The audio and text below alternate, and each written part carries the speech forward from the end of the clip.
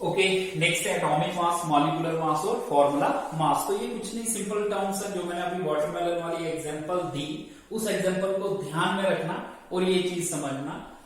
Atomic mass क्या होता है? एटॉमिक मास क्या होता है? जब भी हम किसी एलिमेंट के एक एटम के मास को कंपेयर करते हैं कार्बन 12 के 1/12 पार्ट के साथ, तो कंपेयर करने पे एक नंबर आता है, जो नंबर क्या होता है उसका एटॉमिक मास। फॉर एग्जांपल ये हमारे पास C12 एटम है, हम क्या करते हैं इसके 12 पार्ट्स बनाते हैं बाय मास।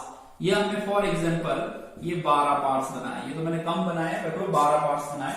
अब 12 पार्ट में से हम एक पार्ट लेंगे तो वो रिप्रेजेंट करता है 1/12 को।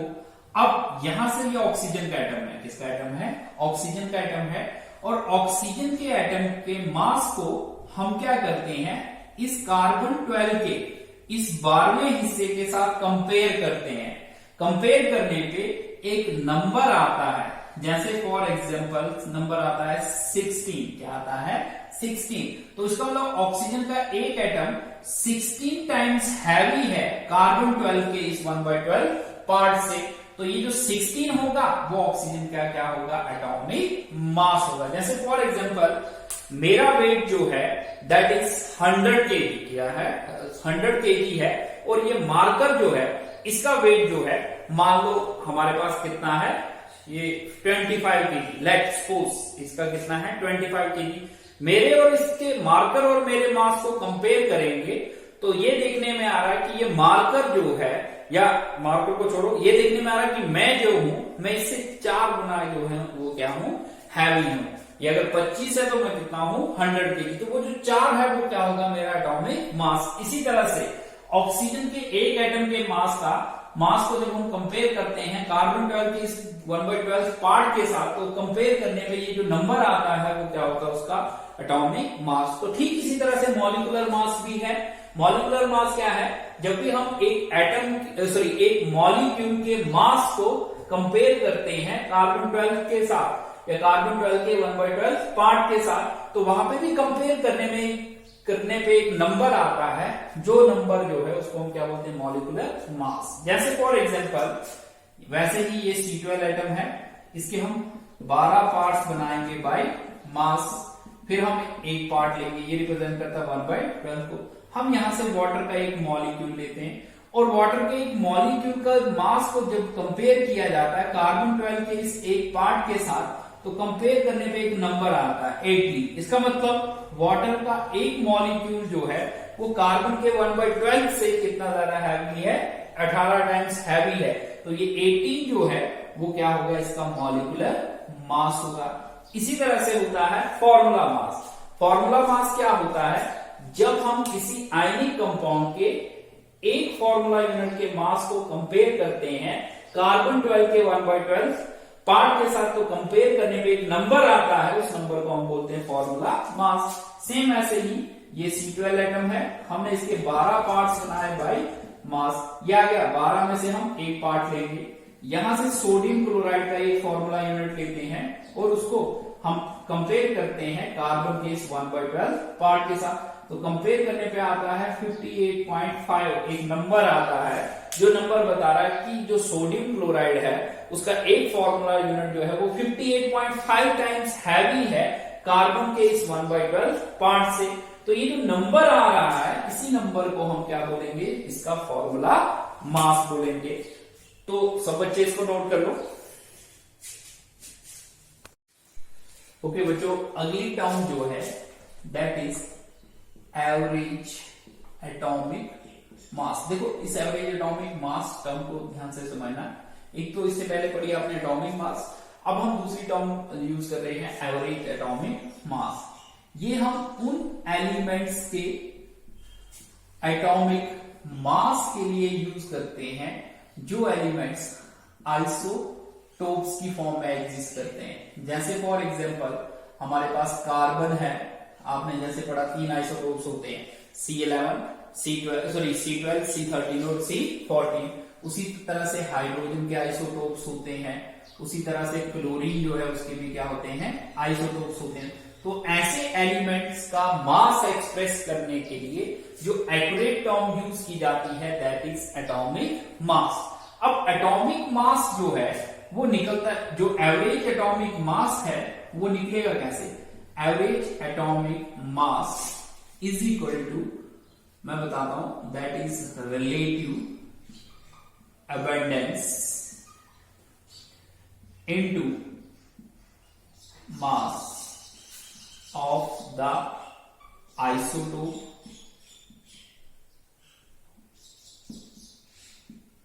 plus relative abundance into, मैं नीचे लिख रहा हूं, यहां पे लिखता हूं mass of another isotope, mass of another isotope upon total abundance। देखो अब ये कैसे, ये क्या है आपके पास? फॉर एग्जाम्पल हमारे पास एक एलिमेंट है ए, सपोज करते हैं एलिमेंट ए जो है, अगर हम देखें तो इसकी दो आइसोटोपिक फॉर्म है, एक A1 2 है और A1 क्या है 3 है। मतलब atomic number for example same है, मास नंबर डिफरेंट है। जब हम नेचर में देखें तो नेचर में ये वाला आइसोटोप जो है, अगर हम इसके फॉर एग्जांपल 10 एटम देख रहे हैं, क्या देख रहे हैं 10 एटम देख रहे हैं, तो 10 में से 8 एटम्स इसके हैं और 2 एटम्स इसके हैं, तो मतलब हम इनकी क्या देख रहे हैं रिलेटिव अबेंडेंस। तो यहां पे आएगा relative abundance 8 into mass of isotope कितना है 2, प्लस यहां पे आएगा रिलेटिव अबेंडेंस कितनी है 2 इंटू आइसोटोप कितना, आइसोटोप का मास कितना है 3, ठीक है, divided by total relative abundance कितनी होगी, टोटल कितनी है आपके पास 10। कुछ केसेस में परसेंटेज भी होती है, जैसे कि ये आ गया आपके पास A, ठीक है, ये बोला गया है कि इसका ये वाला जो आइसोटोप है A2 वाला वो 80% है और जो A3 वाला है वो 20% है। तो यहां पे 80% लिखोगे मल्टीप्लाई बाय इसका मास कितना है 2, प्लस रिलेटिव अबेंडेंस इसकी 20 लिखोगे इंटू इसका जो मास है वो कितना लिखोगे 3, डिवाइडेड बाय टोटल अबेंडेंस जो है वो कितनी आएगी 100%। ऐसे करके कैलकुलेट होगा। जैसे मैं आपको बताता हूं, आपको छोटी क्लासेस में इसका बहुत डाउट रहता था कि हम 35 क्लोरीन जो है हम लिखते हैं क्लोरीन का एटॉमिक मास 35.5, तो बहुत सारे बच्चों को ऐसा रहता था कि ये 35, बाकी का सबका किसी का 48, किसी का कुछ, लेकिन ये पॉइंट्स में क्यों लिख रहे हैं हम?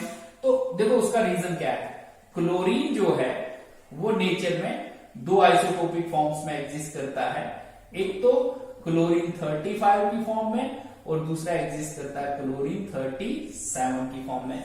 मतलब इसके दो आइसोटोप्स हैं, एक का मास नंबर 35 और एक का कितना होता है 37। अब देखो अगर हम नेचर में देखें क्लोरीन के 4 एटम्स देखते हैं, कितने 4 एटम्स, तो 4 में से 3 एटम्स जो है वो किसके पाए जाते हैं क्लोरीन 35 के, और एक एटम जो है 4 में से एक एटम जो है वो किसका पाया जाता है क्लोरीन 37 का।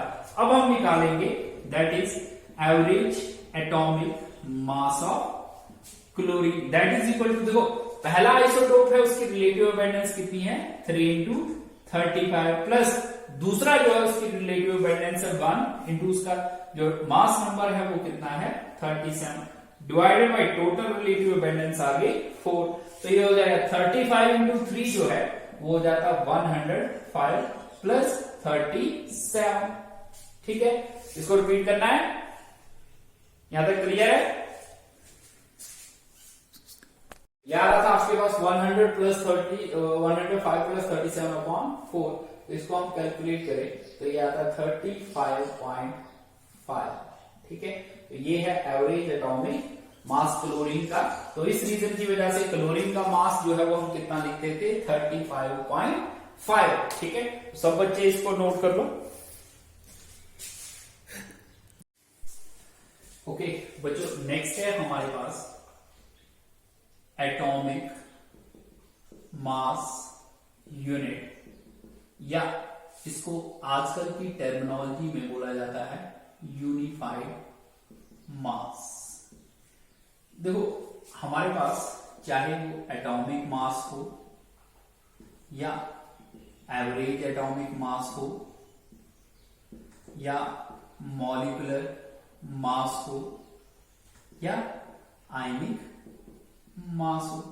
ये जितने भी हमारे पास मासेस की टर्म्स है माइक्रोस्कोपिक पार्टिकल्स के लिए, उनको हम एक्सप्रेस करते हैं एर्लियर उनको एक्सप्रेस किया जाता था in the form of atomic mass unit. But now अडेज, आजकल के टाइम पे हमारे पास एटॉमिक मास यूनिट को रिप्लेस किया गया है यूनिफाइड मास से, जिसको हम यू लिखते हैं। क्या लिखते हैं? यू। अब बात आती है ये यूनिफाइड मास है क्या, ये एटॉमिक मास यूनिट है क्या? देखो हमने क्या किया था, कार्बन 12 लिया था, कार्बन 12 एटम लिए थे और उसके हमने 12 पार्ट्स बनाए थे बाय मास। हमने कितने पार्ट्स बनाए थे? 12 पार्ट्स। उसमें से ये एक पार्ट था जो रिप्रेजेंट कर रहा था 1/12 ऑफ C12 एटम।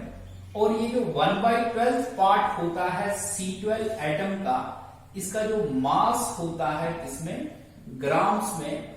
उसी मास को हम बोलते हैं एटॉमिक मास यूनिट और यूनिफाइड मास। उसी को हम क्या बोलते हैं? एटॉमिक मास यूनिट या यूनिफाइड मास। और इस एक पार्ट का जो मास था दैट इज 1.66056 इंटू 10⁻⁻24 ग्राम है। मतलब एक एएमयू या एक यूनिफाइड मास जो है दैट इज 1.66056 इंटू 10⁻⁻24 ग्राम के बराबर होता है।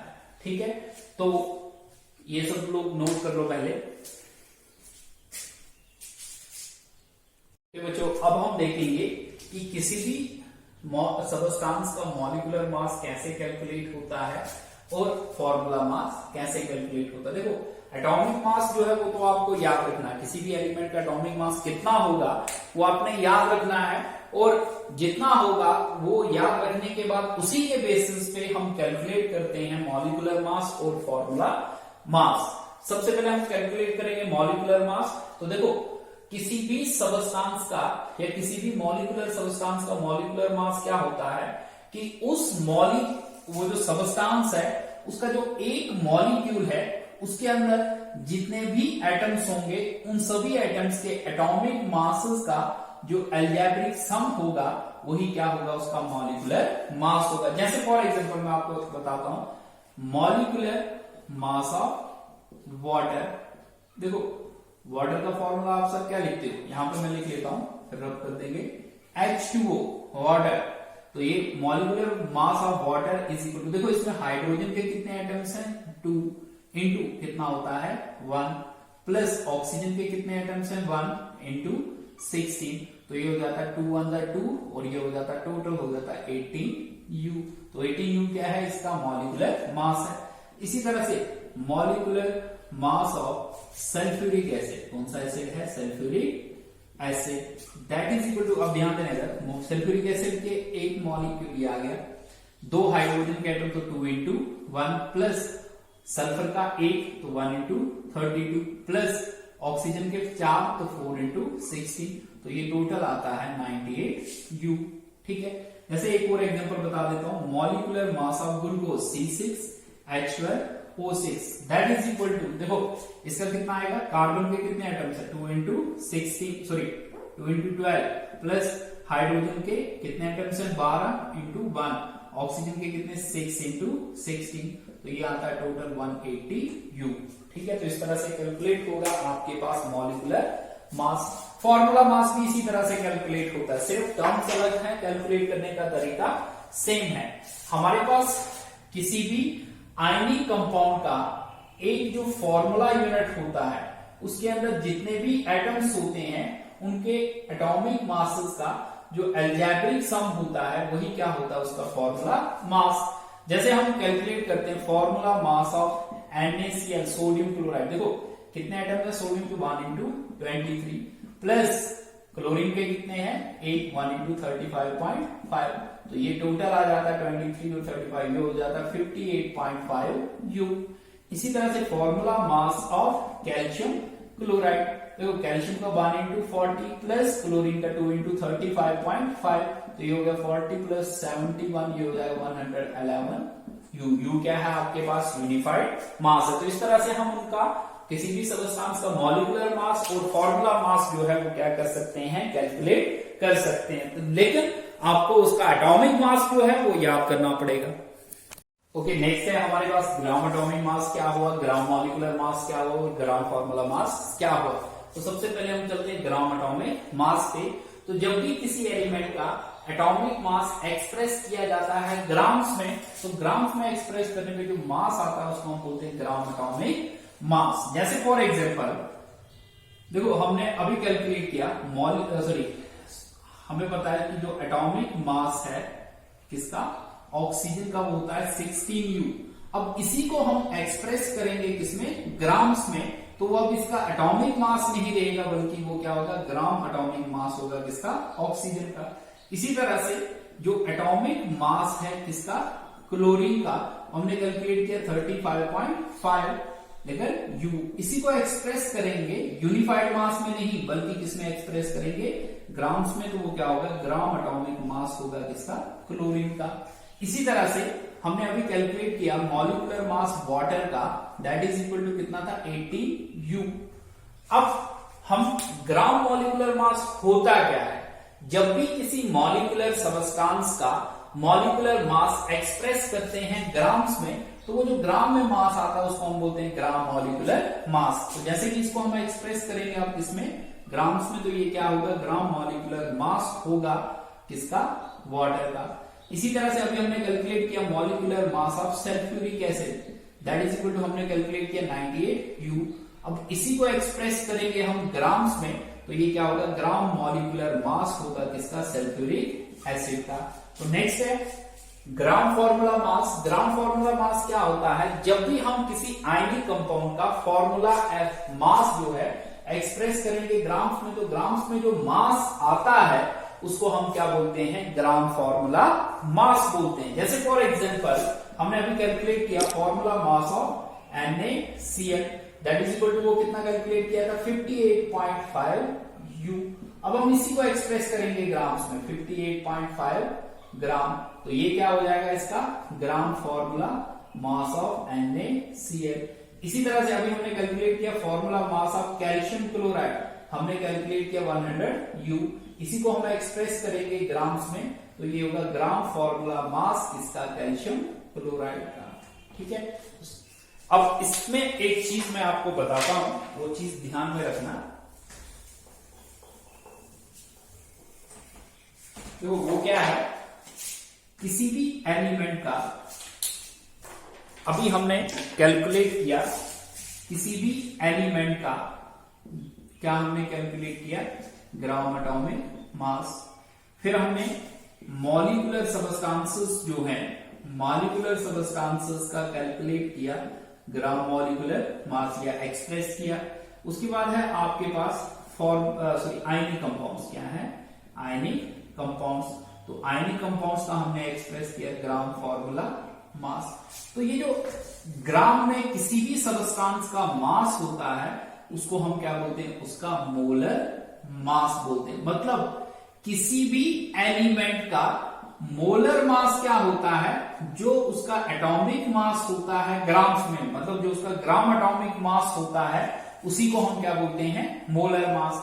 या किसी भी मॉलिक्यूलर सब्सटेंस का, किसी भी मॉलिक्यूलर सब्सटेंस का मोलर मास क्या होता है, जो उसका ग्राम एटॉमिक मास होता है वही क्या होता है, उसका मोलर मास होता है। और किसी भी आयनिक कंपाउंड का मॉलिक्यूलर मोलर मास क्या होता है, उस कंपाउंड का, आयनिक कंपाउंड का जो ग्राम फॉर्मूला मास होता है वही क्या होता है, उसका मोलर मास होता है। तो बच्चों आपको एक चीज, अगला टॉपिक जो है वो बहुत इंपॉर्टेंट है, दैट इज मोल कॉन्सेप्ट। सब लोग उसको ध्यान से पढ़ना। लेकिन मोल कॉन्सेप्ट आपको तभी समझ में आएगा जब आप एलिमेंट्स का एटॉमिक मास याद रखोगे, फिर आपको एटॉमिक मास से उसका मॉलिक्यूलर मास या किसी भी सब्सटेंस का फॉर्मूला मास कैलकुलेट करना आएगा। तो इसलिए नेक्स्ट क्लास से पहले आप कम से कम पहले 20 एलिमेंट्स का जो एटॉमिक मास है वो याद कर लो। तो सब लोग नोट कर लो।